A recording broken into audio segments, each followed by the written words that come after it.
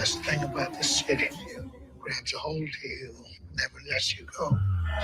And the streets say, I want to stay here. Don't be afraid to leave because you're just too scared to see what's out there. And we all say, I don't remember what it used to be like on the south side.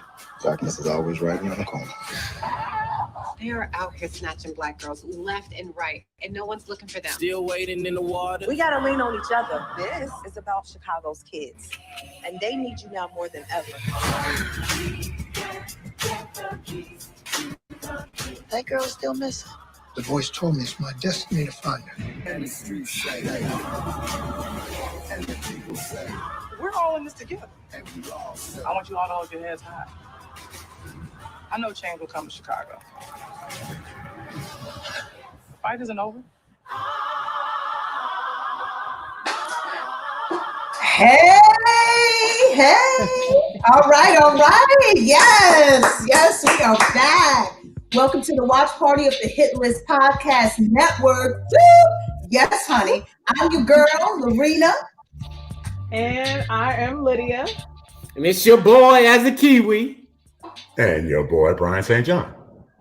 All right. Here we go. The Chi, Season 3, premiere entitled Faux Nem. Spicy. That was a good way to open up the season. You know what I'm saying? Faux Nem. I can't even stop saying it. Faux Nem. Asakili, can you give us a quick recap of how we? Okay, I'll try and keep it quick. I don't know how quick it can be, but if you haven't seen this show, it's just a slice of life of Chicago. It's about interconnected families of this block in Chicago or this neighborhood Chicago surrounding around. Let me see. The lead character so far has been Brandon Johnson, and in his household you have his late brother Coogie, who was killed, and that's what started the whole show, was who killed Coogie. Mm-hmm. And then you have Laverne from The Wire. We all love Laverne from The Wire. Yes, he plays the mom. And in the next household, you have Kevin Williams. He's the little boy from at the end of Black Panther, if you all remember. Yes. Oh yes. He's grown up. You didn't know? No. Yes. So we have Kevin. We have his sister Keisha. We have his lesbian mom and her new wife, and then you got his two friends, which is one guy's named Jake, and the other one is Big Papa. And then in another household, you have Emmett Washington, who is like the player of the block. He has multiple baby moms. He's dealing with a lot of drama. And so the story really centers around each of those households and how everyone is interconnected in Chicago and how Chicago is like murder capital, that people are just dying. And so in last season, we were following Brandon's character. He just started his new business. He went into business with Emmett into a food truck business, and he was trying to come out of his situation and better himself. He was working for the man in the restaurant business, and he ventured out in his own. And we just saw his trials and tribulations, and just basically it's just a slice of life of everybody in Chicago and what they have to deal with. I mean, I can go on and go on and on with each person's life, but it's generally everybody's life within this block. Mm-hmm. But let's get into the meat of it, right? Yes, the meat. Right? It opens with the happiest of celebrations, right? We get the union of Kev and Keisha's mom, Nina to Dre. But then we transition to real life on the south side of Chicago, right? A funeral for Brandon, right? We got a wedding and a funeral in the same episode. Yeah. Crazy. How deep was crazy. How deep is that? Because there's so much emotion surrounding weddings and funerals.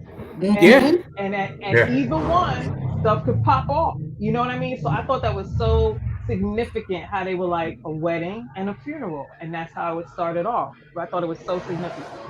And even at the wedding, there was like a little tension at the wedding as well. So the whole combination of it all intertwined together, I thought it was brilliant how they did it as well. So you get the happiness and then you get the sad at the same time. Well, I think the main thing was the show's really trying to figure out how they were gonna deal with Jason Mitchell, with Jason leaving the show, getting fired, and he was sort of the lead of the show. And so it's like, okay, at the end of last season, he was becoming an informant for the FBI. He was going to go after the crooked politician who just entered the show as the politician slash leader of the gang in the mob in the neighborhood. And so we were left with that cliffhanger. And then also, what's his name? Reg Taylor got shot down the street. And so, and he was one of the lieutenants for Otis. And so we were left with that, dealing with, okay, how is the show going to handle? Are they going to do a time jump? Are they just going to recast new characters? Like, what are they going to do? And I don't know. Was it a time jump? Was it like 6 months since? Because one thing that was confusing to me was, okay, if they both got killed, right? I'm assuming they got killed at different times. Normally, when someone gets killed, a funeral happens within a week. A week or 2 weeks. I agree. I think it was a time jump, only for the simple fact that you're right. We only saw one funeral, and we didn't see a combination of the two funerals. Right. So I think time had passed, because I guess they allowed the time to pass so that we can kind of formulate it on our mind. The story that happened to build up to him getting shot and killed. Right, so I think that's why they did it that way. Yeah. So we're left to figure out like how Brandon died and why he died. You know, speculating on what you said as a key, that he was cooperating with the police and about to flip, right? So somebody had to find that information out. Right. And kill him. Yeah. You know. It's just interesting. I mean, it just leaves you with like Brian said, pieces that you have to kind of together yourself. Yeah, you put your own story together and you create it in your mind. So Brandon could have died any which way. We create that story now because they kind of left it open for us to kind of create it ourselves and kind of talk about it as we're doing right now to figure out, okay, did he die this way? Did the police kill him? Was he a traitor? Did the streets get him? Like, we don't know what really happened. So we create that story of what happened to Brandon. Well, I hope that's the... Go ahead, Lynn. That's why I really like the show, the writing of the show, because I find myself watching it, trying to figure it out. Like, I'm trying to like, okay, maybe this happened, and that's what I'm saying. Like, for me, when I'm like involved like that and I'm sitting there trying to literally figure it out, you got me. You got me. I'm invested in the show because now I'm trying to like be the detective, trying to figure stuff out, link people together. So I think that they do that so well. They do it so well. Well, I hope that the season reveals over time what happened to Brandon.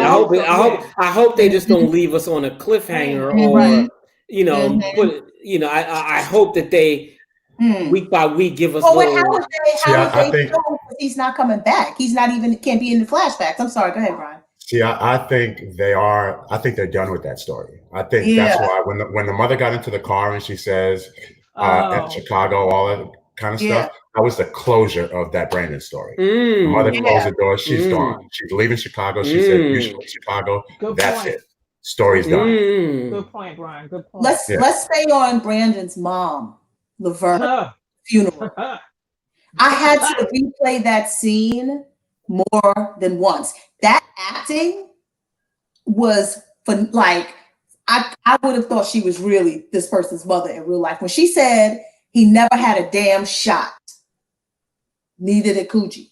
I was just like, it was just so moving. Yeah. Well, she's always a dope actress to me. Yeah. Yes. She is. Yeah. But the things that she said. Yeah. Go ahead, Lydia. It was like, again, you felt it. You felt every emotion when she was doing that, doing that scene. When you felt her hopelessness. You felt her being pissed off. And it was like, I couldn't turn away from it. You know what I mean? That actress, her name is Sonia Son. John. Yeah. Yep. Sonia John. Yeah. Let me tell you, another underrated black actress. Yes. Another underrated black actress. Yeah. That woman. Yeah. She's done so many roles, and there's not a role that she's done that I didn't believe she was a character. You know what I mean? Yeah. She is amazing.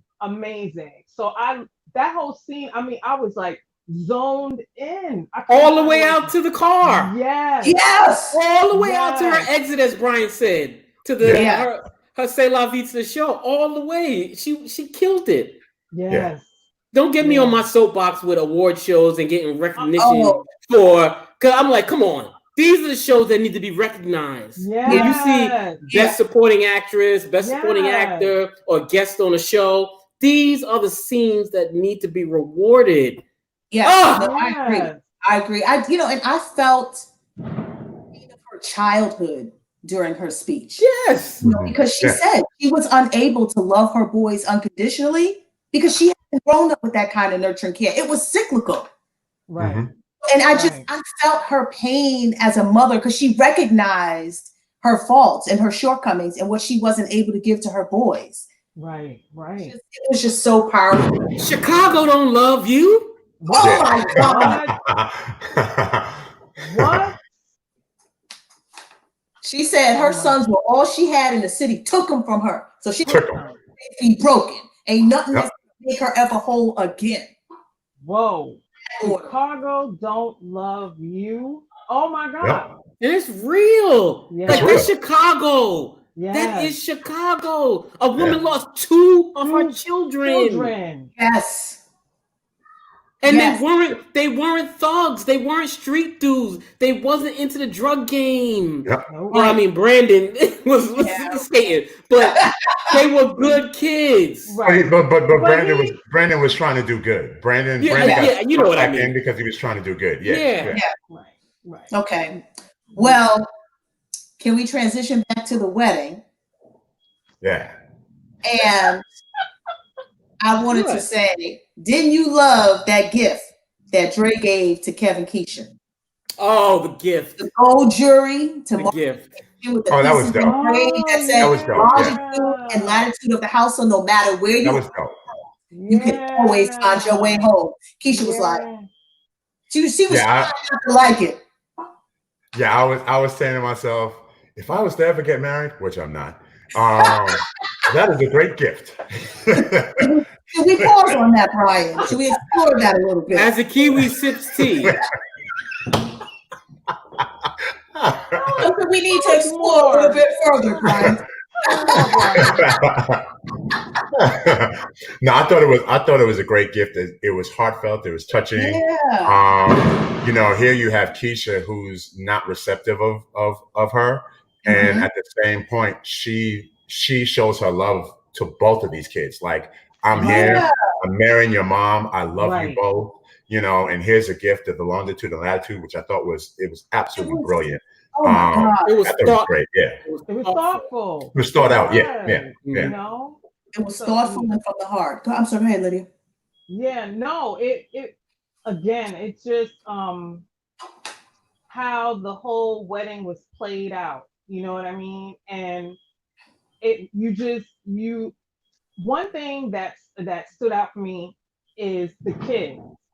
I don't know. Like, kids always stand out. No, I know. They're the heart of the show. They're the heart of the show. Yeah. And I'm looking at them and I'm still saying to myself, look. First of all, I'm like, look at how they growed up. They all grown up. I see myself in them. I see my childhood in those boys. They got big. Because I was just like, yo, wasn't last season just last year? And they were like, Kevin was like this big, and now Kevin's like here. Yeah. Right. So just seeing that and just it made me think of, Sid, The Wire, how we were so tuned into those kids. Michael B. Jordan was one of them kids. Yeah, it was. See him now, like, you're just like, oh my gosh, you just wanted to see what happened with those kids every single week. So at the wedding, like when they were in the kitchen and drinking wine. I was Right. I laughed because that's what kids do. That's what kids do. But one thing also, another thing, Jake. Jake is a really interesting character. They all are. Oh no, I know that, but I'm just saying he's interesting in that he's, his story is he's caught between these two worlds. And so I love how they write in how there are times when you can see he really wants to be just a kid. He just wants to be a kid, hang out with his friends, do whatever, but he keeps getting pulled back into whatever hot mess. You know, the scorpion and the frog. Yeah. From last season, which was the theme of the last episode of the last season. Yeah. Can we? Oh, I'm sorry. Can we go ahead. A little bit into Emmett and Keisha? Their little conversation. He was, Emmett is carrying on with Brandon's business, right? He's the caterer at the wedding. But there's the moment that I really loved with Emmett and Keisha where he tells her, don't be afraid to leave because you're too scared to see what's out there. Mm-hmm. And I just thought that was like such great advice coming from somebody so young and almost her age, like at the same level.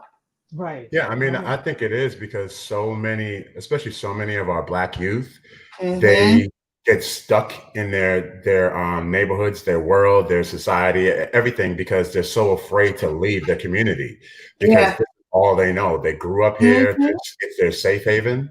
So to venture out into the world of the places that you don't know, you're going into a city that is a whole brand new city, brand new people you've never been. And it's just, it's difficult for a lot of people to do a lot of times. So I thought it was great advice that he gave to her. What you think? I was gonna let Lydia go because I have something to say. Go ahead, Lydia. Go ahead, Sid. No, go ahead, Sid. Okay. There's a trope in television, in storytelling, right? And so when I saw the conversation between Keisha and Emmett, I said, okay, they're doing a lot of foreshadowing of her future. Right? They're giving a highlight. She's like, she came in first. She was the introduction to the season. She was late for the wedding. They were showing her, highlighting her. She gave the speech when she went to Emmett's house. And it was sort of like a farewell. Don't go there yet. Right. That's why I wanted to speak. Because I'm like, you're propping Keisha up to us. Like you're summing her all up for this. Yeah. We're gonna get to that part. That's the sense that I was getting. I was like, what's happening here? Right. No, you're right, Sid. Yeah. I have a question because for you. It's Chicago. Oh, go ahead. Yeah. Chicago don't love you. Them streets don't love you. The streets don't love you. I have a question for you all. Something that I've been thinking about. So do you think that Kevin's mom, Nina, knew that Kevin was leaving to attend Brandon's funeral? And the reason why I ask is if you think about you as a parent, how do you go about celebrating and having this wedding when you know your 15-year-old son is going to this funeral alone? Your son who was in therapy with PTSD for witnessing a murder, he lost his biological father, and now Brandon, who was the other father figure in his life. Like that just, that just doesn't sit well. It's like, it's like, I mean, I don't know. As a parent, I don't know if I could actually, my cousin Christina, she said she thinks Christina in the comments. Yeah, I'm sorry. Yes, in the comments. What do you all think? I don't think she knew. I think Keisha knew, and I think he confided in Keisha about it because it seemed very secretive when they were both standing there on the steps outside of the wedding. So I think Keisha knew, but I don't know. I don't think the mother knew. I don't know because how do you leave a wedding, a reception? Like the parent is going to know that the child is not at the wedding anymore. Maybe not. Really. But there's a lot of things going on at a wedding, and there's a lot of happiness and joy. No, I understand that, but like you always have to the parent in the room, you always have a dotted I on your child, regardless of what's going on. He's older now. Well, no, but it's still your child. Yeah. And so this is their night, their celebration. So I think they did know that the two were scheduled on the same date. Mm-hmm. I don't know, because I think as a parent, Keisha's still the older one. So I would say that Keisha would be the one responsible of watching over Kevin while I'm basking in all my glory and joy. No, not I as a don't know. parent. That's just me. No, not that's as a parent. I think so, because Keisha is older. Kevin's a little older. He's not like 10 years old.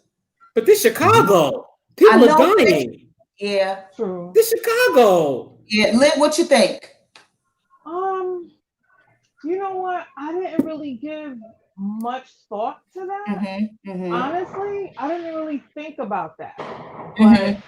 But I understand what what y'all are saying about it. You know what I mean? But I didn't give much thought to it, honestly. Okay. That was just something that was lingering on my mind. Let's talk about the kids, Kevin, Papa, and Jake. They little pop off, inviting the ladies over, I love it when they call me Big Pop. First of all, I love that. I love that kid. Yeah. How he be dropping knowledge on his friends about everything. I'm like, everything. He's telling you how to mac a girl. He's telling you everything. You got to get into their mind, man. They mind. When you sleep with somebody that you connected to them. Yeah, piece of your soul. Yeah. Piece of your soul. They was like, yo, what you talking about? And he's the only one. Well, no, Jake he did a little smash. But he's got some swagger. But what was funny is when the girls was at the door and Kevin went over the door, and Aisha was at the door like, you think you slick, huh?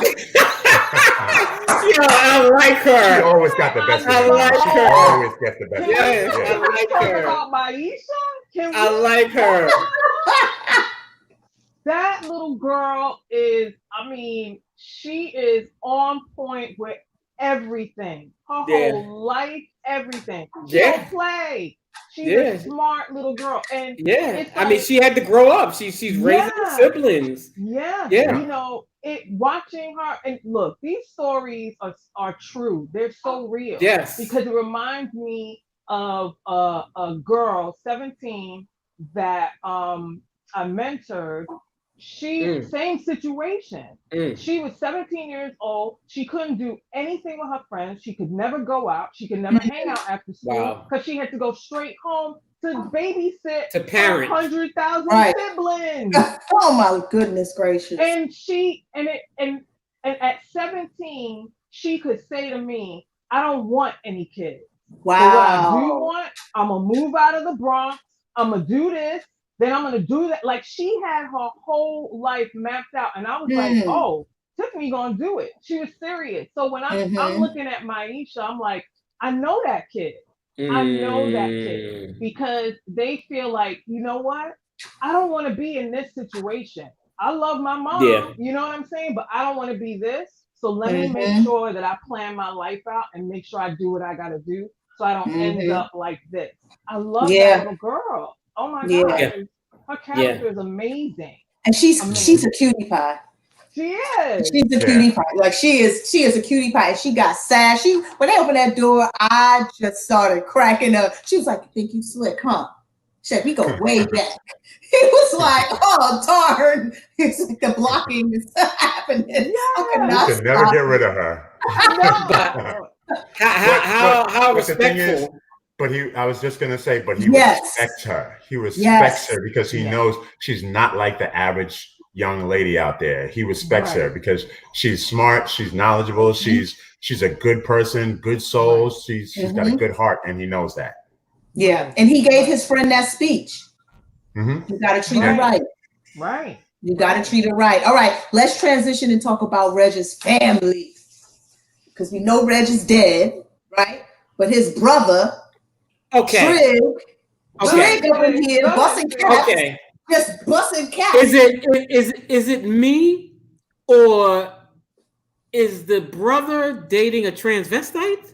I don't Or is that me? I don't know, because is that a woman? I don't know. No, it's really. I think it's thought really a that. woman, but she's Yeah, I just think hard. I think she's just hard. Yeah, I she's thought just Because got strong features. I'm like, I don't know this actor or actress, and I'm like, is this a man or a woman? Right. No, I Nah, think she's just Imani. got strong features. Yeah, Imani's just mad hard. She's out that life. Okay, so it's a woman. I believe so. Yes. I it's believe just- so, Yeah, she's a woman. But it's like that whole storyline. Like he wants to come back. He wants to buy his brother back. Yeah. His mother sold his brother for $5,000. Like, dig into that. What you got to think as a Kiwi? I mean, that storyline within that household is so tragic. It is. It's so tragic. You know, we didn't even know that this older brother existed. Right. You know, this is, I guess, this is a remedy in Jason leaving. Yes. You know, so you know, because we got to keep that household going. But for the brother to get sold, Jake to be sold, like what kind of for $5,000 and like, yo, this is serious. Like, what is happening here?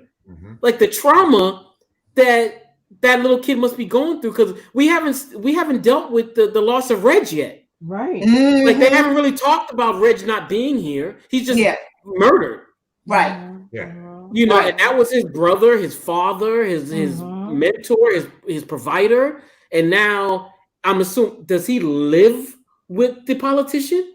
Does he live in his house? I don't know. I don't know. I guess we're gonna find out. We gotta find out. Because I was like, what the politician want with the child? For $5,000. What he got the boy doing? No, that's his Padawan. That's his young. Okay. It's the Emperor and Luke Skywalker. Okay. Yeah. Yes. Yeah. So he's kind of grooming. Yes. Grooming. That's the future. Yeah. He spotted him from a mile away. We saw that last season. He was like, I see you. Yep. Yeah. You're right. Lydia, what's your take on it? I agree with Sid. It's like, like you all are saying, what's happened in that household is so tragic. What's happened to that young man? And I have to keep saying it. So many of our children are dealing with that in their homes. He go home, he don't do no homework because ain't nobody asking him where your homework at. He ain't getting no sleep. He up all night because his house is popping all night long. All he sees is Reg his brother, his father figure, his confidant, his everything. That's his world. So that's his role model. So it's not surprising that he's gonna grow up to be exactly what he is. But you know, Duda, like, he spotted him way before, like, okay, I'm gonna focus on that one and I'm just gonna rear him up. He gonna be the next thing. That's what they do. You know what I mean? And poor Jake, he's just so open, and so it's easy. It's easy to bring him into all of that, you know. And he really is a good kid. Like they all are. He's not a. They all are bad good kid, and it's unfortunate. But yeah, he's the next one. Okay, so here we go. So Keisha goes out. She waiting for Nuck, if you buck, to pick her up from the bus stop, right? Right. And Keisha, the bus is coming up the street. I'm shaking my head. I mean, I had to literally go up. I had to replay it multiple times because the bus was coming up the street, and then the bus turns, and Keisha goes missing. Her phone is cracked on the floor. And that's the only sign she was ever there. And then you see Ronnie, who walked by and looked at her like she was pork chops with some mashed potatoes and some grits and on gravy. But it's like, let's talk about that because somebody had to have been watching her. What's up, Asaki? Tag me in. Tag me in. Look, okay, first of all, what the hell was Keisha wearing? That's what I said. Can we talk about what the hell she got on? That was for Emmett. That was for Emmett. First of all, and then what era is this show taking place? Is this not 2020? Who is waiting for a bus? That's what I said. I said, why Who is waiting for a bus? Why she didn't go no Uber? Who is waiting? She's on her phone, so there's no Uber Uber, money? there's no Lyft. Like, what is going on here? What's happening? Uber money though. She might not have that account. And then third, if she's waiting for old boy, if she's still dealing with old boy, how come he ain't picking her up? How come she's sitting there waiting for a ride? Yeah, I didn't understand a lot of that. What is happening? Yeah, Brian, what is dig happening? into it. Dig into it, Brian. And then how I'm sorry, I'm on a tangent. I'm on a soapbox. And then how is it that the neighborhood knows her business? How is it that the women at the wedding, the aunties know her business, and her own mother doesn't know her business? Yeah. I'm like, what is happening here? Yeah. The streets. Everybody says whenever Keisha shows up, Emmett's girl is just like, yo, what do you got on? Yeah. The ladies at the church is like, you still messing with the old dude? Yeah. Like, what is happening here with Keisha? Yeah, her business Keisha seems to be the one to have her head on straight. Right. Yeah. Right. Somewhat, but she out in these streets looking like she's still out in the streets. Dropping like it's hot. Go ahead, Brian, dig into it. No, I mean, I agree with everything that Sydney said. I mean, look, I'm not one to shame what women wear or anything like that. However, what she was wearing was inappropriate for the time, the hour, the location, like everything. You can wear something like that when you're getting in a car.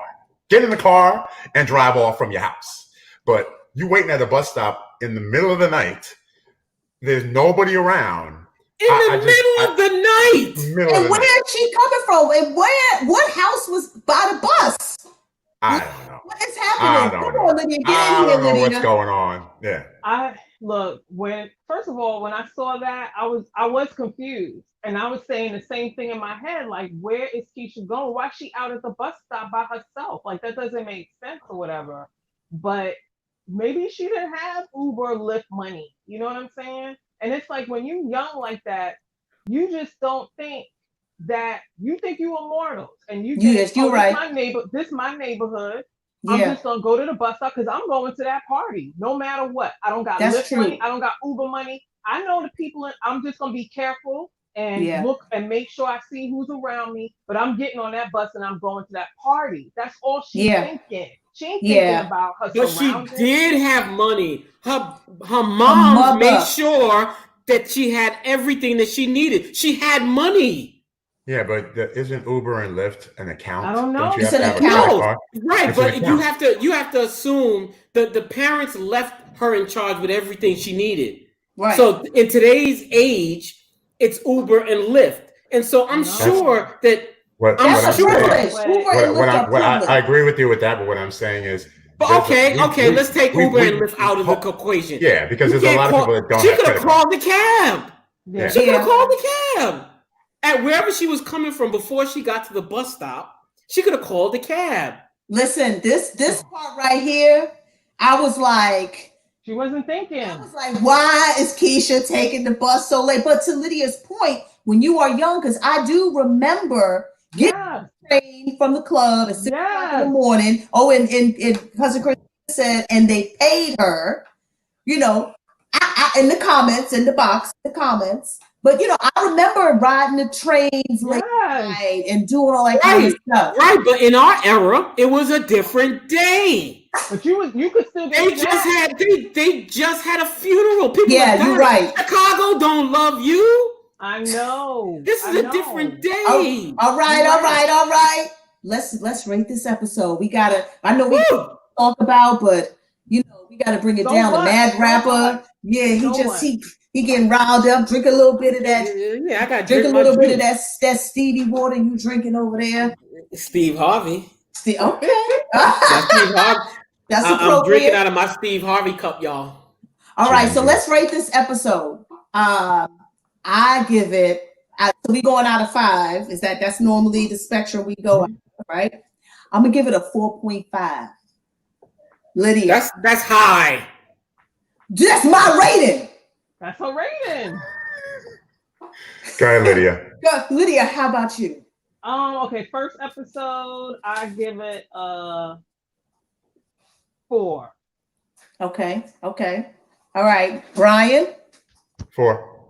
Okay. All right. As a Kiwi, close it out with your rating. You know what? I concur. I'll give it a 4. I'll give it a 4. Okay. You know, it was better than average. It was a good comeback. Okay. It was a good season opener and a good wrap up of Reg and Brandon. You know, was that Chicago?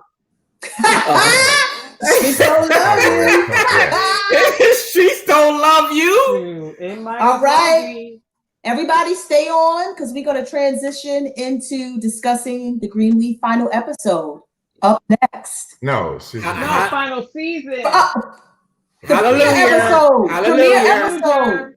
Hallelujah. Yes, the premiere episode. Roll it. It's your time. I'm going up beyond. And it's my time. We're just 7 days away from the start of construction on H&H's magnificent cathedral and world headquarters. You invited us to be free from that tyrannical family that was running this church into the ground. What are we going to do, Bishop? We've got to take our church back. Sunday's coming. It's the last day in this building, but the first day for us. I am finally AP of an H&H church. When do you want to get married? I am waiting for a sign. I need one. Who is he? You know this revised will is no proof of anything. You're getting a divorce. Just say it. If he wants to play rough, game on.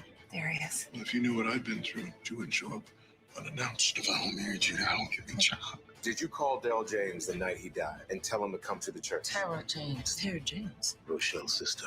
The house is in play. We have no idea what Bob Whitmore is hiding. What did you do? Better be careful, Grace. No one likes a squeaky wheel. These green leaves? Like a bad penny. Just can't get rid of them.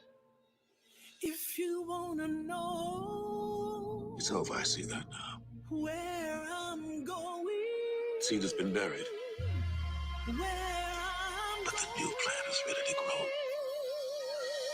soon. We need to start a brand new church. Going up beyond. Jacob. Tasha, I need to find Basin. Grace. Going up beyond. So you think you're gonna hold this church together without a green leaf? I'm the key. Be with my Lord. Let's not dwell on the past. Not when we have so much to celebrate. Show me forgiveness where there can be none. Going up beyond. Redemption when it's far too late. I want to move forward into the future. With my Lord. Yes. Yes, I'm up beyond. Let's get it. Woo. Going beyond. All right. Hallelujah. Hallelujah. Of the Hit List Podcast Network. I'm the girl, Lorena. Okay, I'll go. It's your boy, As a Kiwi. Okay. And this is your boy, Brian St. John. This is Lydia. All right. We are back. Okay, here we go. Green. Okay. Yes. When we last, yes. Okay. Greenleaf final season premiere episode. He's ready. He's ready. Go. Altered State. Brian, can you give us so a when quick we recap? last left off with Greenleaf, the congregation was stunned. Grace, played by Meryl Dandridge, stepped down as the church's pastor. She walked out of the church with AJ, who was her son, who has a criminal past, and we found out that she helped cover up one of his crimes. AJ revealed to Grace that he wants to turn himself in, and Grace ain't having it. Sophia, her daughter, played by Desiree Ross, finally decided she wanted to give it up to her boyfriend Dante in his house. Carissa, played by Kim Hawthorne, doesn't. She finds out that she has chlamydia. She cheated on her husband, Jacob, played by Lamar Rucker. What happened? Keep going. Listen. This recap is spicy. She cheated on him with Fernando, who she used to try and get old will so they could use this to blackmail the family, so they could get money from the family that she feels is deserved. And that's what she wants to do. She then reveals to Jacob later on that evening when they're having sex that she contracted chlamydia. He gets mad, kicks her ass out, says that they want a divorce. The marriage is over. Lady Mae, played by Lynn Whitfield, and James, played by Keith David, they begin to argue because they get into a argument over Bob, who runs Harmony and Hope, as he finds out that they're trying to dissolve Calvary. He has this whole proposal together, and Lady Mae decides to agree with Bob that she wants to go with that whole thing. So then we go into Charity, played by Deborah Joy Waynans, after selling out all the family secrets, and she reveals all of Grace's little dirty little things that are happening, and the fact that, you know, Grace has a child and all of this kind of stuff. So then she reveals all the secret to the love of her life, who is Phil. And then she finds out that she gets a rude awakening when Phil decides he doesn't want to marry her, and he'd rather marry Judy, who happens to be the daughter of Bob, who wants to dissolve Charity into Harmony and Hope. Let's go. Thank you. Listen. Thank you for that recap. So listen, we got new beginnings and a new church for Lady Mae and Bishop, and Grace being dealt a blow from which she might never recover. All in the same episode. Let's dig into it. So question. How did you feel watching Bishop and Grace as they watched Hope and Harmony pack up the church with like no cares at all, like handling the cross like it was some junk they found on the corner, like a futon? Yeah, it was sad. It was sad to see, because we grew up. We grew up with this church. We grew up in this congregation. We went to this church, all of us. So to see them just carry out that cross and just throw it in the back of the truck without a care, like it was just sad to see. While the two people that we knew this is their home, you know, and they just got to stand there and take it. It was sad to see. Yeah. What you think, Lydia? Yeah, watching them, especially Keith David's character. I don't know, his name escapes me. The father, Pastor Greenleaf. Bishop. Yes. Bishop James Greenleaf. Right. So this is his baby. This is what he built from the ground up. You know what I mean? He built it into a successful church, or whatever. So, you know, but I loved how when Grace was like, "Daddy, why are we here? Why do you want to see that?" He was like, "Because we got to see it so we can put it away." So we can now focus on what is new. I was like, that's closure. Right, Closure. Close it up. Keep it moving. Let's look ahead and see. I loved when he said that to her. You know what I mean? But he was caught up when he saw them carry out the cross and kind of dump it in the back. That's what got him. Like, look at how of course, that's his life's work. It is. Yeah. It is, you know. So it was sad seeing that. No, it definitely was. Okay, let's talk about Phil and Charity, or Lady Benedine Arnold, as Lady Mae calls her. So for me, I'm like, this dude right here. Charity, but also this dude right here. What do you mean? Why you put it on him? No. Well, what I put on him, you take responsibility for yourself. So Phil is gonna marry Judy to get a job. He said he didn't know. He said he didn't know he was how being to let true the to job. form. He was being true to form. That's who he always was. He always was that. He's been consistent from day one, and that's what Mom and Pop Greenleaf told Charity. It's like, yo, he's an opportunist. Like, he don't love you. The church don't love you. He said, how was he going to let this job go that he worked 20 years to get? And then Charity says, but you know how to let me go. Yeah, I don't know you. I just met you. You're a pawn. You're a pawn. I might have fallen in love with you, but I love my job. Yes. He loved it more. He was like, I've been trying to get this for 20 some odd years. Charity is messy. I had no sympathy for Charity. Me neither. I loved every minute of it. She destroyed the church.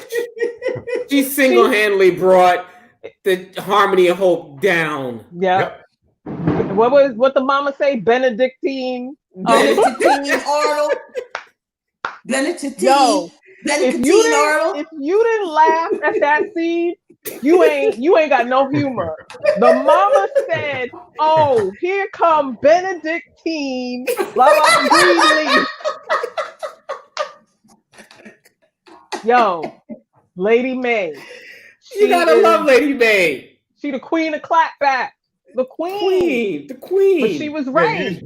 You sold your entire family out. Sold your family out. Sold Yeah. them out. For what? Yeah. Now you don't have the family, you don't have the church, you don't have nothing. Yeah. And you ain't got no man. None. Yes, right about that. She don't got and she don't even have her best friend in the church. Oh yeah, he out. He quit. He left. He quit. Carlton, He left. Can't do it. I can't play in no gymnasium. Listen, let's talk about Carissa and Jacob. When she said, if you don't take care of me in this divorce, like no woman in the state of Tennessee has ever been taken care of, I was like, oh my gosh, I can't take her. I really can't. I can't stand that lady. Yeah. Her. I don't know why Jacob is still in the house. I'm like, I would have left. Like, she's disgusting to me. Yeah. She brought, yes, he cheated, but that was in the past. Right. He was being upright. He was being a stand-up guy. Right. She brought chlamydia into the house. Yeah, that's nasty. You don't have a right to have an attitude. Yeah. Nasty. You don't have the right. No. Yeah. Yeah. No, I'm sorry. Especially after holding him up to such high standards in the whole cheating thing. Yeah. You don't have a right. Look, Carissa is an opportunist. She wants the high position. She's been wanting first lady forever. She wants the high position. Yep. She wants the Gucci bag. She wants the Louboutin shoes. She wants the whole appearance. That's why she'll do anything to get that. And she'll say, no, but I'm doing it for my family. It's like, no, bitch, you doing it for you. Where's her son? Where's her son? She's not taking care of her son. She ain't taking care of none of them kids. The daughter Zoe is all over the damn place, smoking weed all the time. Come on, let's get into it, Albert. Let's get into it. Let's get into it. Let's get into it. You getting into it, Lydia? Keep getting into it. Listen, she can't. Yes, she is messy too because Jacob did cheat, but he honestly said, "All right, I'm messed up, but you know what? Let's fix it. I'm in it. Let's fix it." You know what I'm saying? It's not gonna be perfect. He's not gonna be perfect. But she went out and slept with dude because she saw, oh, there's another way I can get to where I want. I'm just gonna go ahead and he gonna lace me with what I want. Can we talk about the sleepation? She didn't just sleep with him, right? She found out she got chlamydia. And she still slept with her husband. That's just nasty. She still slept with him when she knew she had the virus. Yeah. That's disgusting. That's low down. That's low down dirty. Down. Yeah. No, that's low down dirty. No. She could have got killed for that. He could have killed her. That low down dirty hole. Yo, what do you all think is up with these papers? And the the demise of the previous mansion's owner. I think it's going to come out to nothing. You don't think so? No, I think she did all of that, and I think it's going to come out to nothing. That is a smart family. I think they know what about those papers. Somewhere in the history of that family, they know how to get over those papers. And even if it is something. They smart enough to squash that away. That's what they do. That's what they do. You know what I'm saying? But it's like they used to scandal. Jacob, I want him to grow a backbone. I want him to be like that's what I want. Bitch, yes. Go ahead. We done been through it already. We had an uncle that was raping girls and doing all this kind of stuff. We done been through it. IRS audit. Boo, gone. Bring it, Carissa. Bring it. Go ahead. Carissa. Because it was you're so timid of her. It's gonna mess her up and her game. She's not gonna do it because it's gonna mess her game up. Come on, Jacob. Get some backbone, dude. Come on. All right. We gotta go into Grayson and AJ. Oh. Oh my God! I'm So so sick of Grace. I'm so sick of Grace. Aaron come by the house dropping this good news that it was a miracle. Another guy was blamed for the crime that AJ committed, and he was killed in a shootout. So AJ good. He in the clear, right? The twin. Yeah. So, Grace is like, hey, awesome. But it's the guy that she saw at Faith's gravesite at the end of season 4's finale. And was that a premonition? Right. What was that? Was that a spiritual thing that he just appeared? That she appeared to see the exact same person that got arrested? A premonition? No, I don't think that he was real. I don't think that. I didn't think so. I think that was like. Yeah, I think that was like a spirit or something coming to her. Right. I didn't think about that. Yeah, I don't think that was literal. That he came and then just walked away. It didn't really. It doesn't make sense. No. I agree. That's why she didn't really repeat it like that. Right. She just kept it to herself. Okay. I didn't think that. Brian's looking like. No. I was checking something. Oh, okay. So we know AJ. She convinced them to try to go out to eat. Then AJ was like, after looking at himself, he was like, nah, let me pack my bag and get out of here. And he takes a good look at himself in the mirror because guilt is already eating him up because this other guy took the fall for him, and so much guilt that he proceeds to slit his wrist. AJ had a lot of demons. He had a lot of demons that he was battling with. And so it was just bubbling to the surface at that point. And so, you couldn't just erase everything that he's been through and just accept this new situation, this new mom, this new family, this new life. He had a lot of baggage coming in, and that was the way he just chose to deal with the situation. He couldn't look himself in the mirror and go on and celebrate with this guy getting killed and then being blamed for what he did. Yeah, and then also on top of that, just to add to what Sydney is also saying, now you have a mother who's trying to show love to you, genuinely, and you have a sister now that also is trying to show all this love to you, and it's undeserving because when they brought you in, you went against their love. You know what I'm saying? You committed a crime, and you lied to them. You lied to her face when she was trying to do good by you. Right. She put her career on the line for you. So that's a lot to take in. Yeah. It was too much goodness at one time. Yeah. When you get beat up by life and it's so all bad, and then you just have all these like good. You're sitting there thinking, nah. It's not real. It's not gonna last. Right. And so whatever. So I think he just felt like, that he felt undeserving. Like, nope, you're not gonna last. Yeah. So then we got Bishop and Lady May. They pulling this last minute getting. I like Bishop and Lady May. Bishop is like, he was inspired by what Lady May did in the pulpit, so he just wants. He want her to end this crazy fast. We're gonna get her something to eat. Okay, we're gonna get her some food. Okay, on the way to the city hall, we're gonna pop Popeyes and chicken and a biscuit because Lady May hungry. Okay, but he's like, forget it. We go something new. Why they had to go to City Hall? There's a house full of ministers. They could have gotten married right there in the living room. I don't understand why are you jumping in your car, going down to City Hall when you got a whole church in the house? Well, just to get the certificate. I don't know. It's like, aren't you all? You got 10 ministers Grace here. the minister, Jacob's the They minister. all are. They all are. Charity is associate pastor. No, Charity ain't. She can't fit the touch of Bible. That's sinning. So lightning no might strike her. No Charity. Charity said, "You invited me to the wedding?" Yeah. When she said that, I was like, why they should have been like, no, psych. That's her mama. Mama she gonna make sure her babies come. Listen, so we also got Darius and Grace, and Darius with his super sloop discovered why Bob was so keen on getting his little shady paws on the cavalry. It turns out he was trying to run for the Republican seat for Senate, and it's nice to have a little multicultural church in your little back pocket. So I'm like, what y'all think about that? We knew that was, we knew there was an ulterior motive for him. Of course.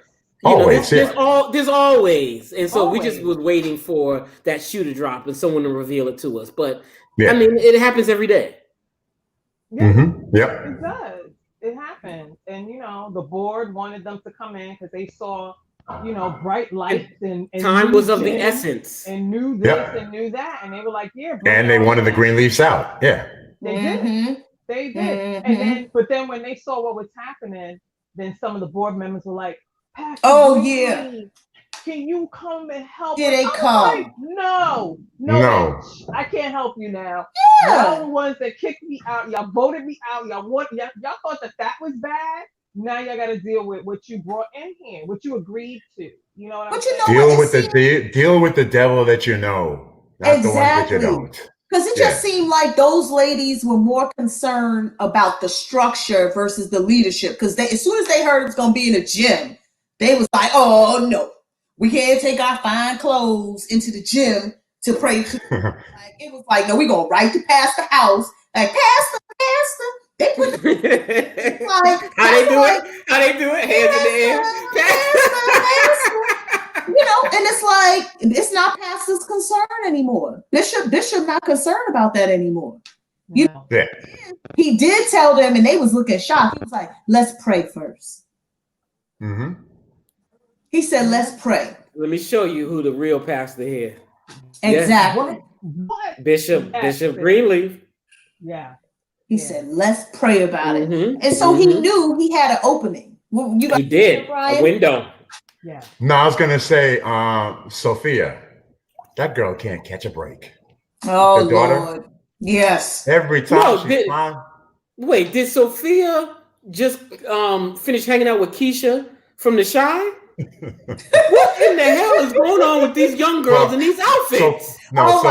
Sophia was going to her man's house to give some coochie. She had a purpose. What in the hell was she wearing? That was her. They would take it off outfit. She just got off the private jet from The Chi. That's what happened. That's what the walk of shame looks like, damn it. That's what it looked like. No, look, Lady May was like, she don't got no clothes on. She had no clothes on. I was just like, well, where's the rest of the shirt and stuff? I'm like, okay, with the skirt, but I'm like, where's the back of the shirt? And she was like, she even knew, let me go ahead and get myself a jacket before I go to I ain't got no clothes on. The pastor's daughter. You know those PK kids, they just as bad. Just as bad. Okay, we're gonna wrap it up. So that went quick. It did. And we barely touched the surface. I know. It went by. We took a little bit more time over on talking about The Chi. We put a lot of time in The Chi. We did. So I'm gonna give this. I'm gonna give it like a 3.5. Lydia.